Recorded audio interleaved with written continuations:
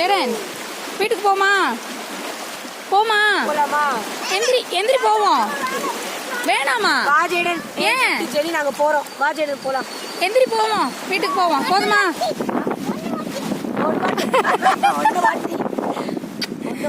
ஒரு வாட்டி போகணுமா எங்க போனோம் அக்கா மேல போய் உட்காந்துக்கோ போ அவ்வளோதான் அக்கா எந்திரிச்சான்னா தவக்கட்டின்னு விழுவ போயிட்டு வா போ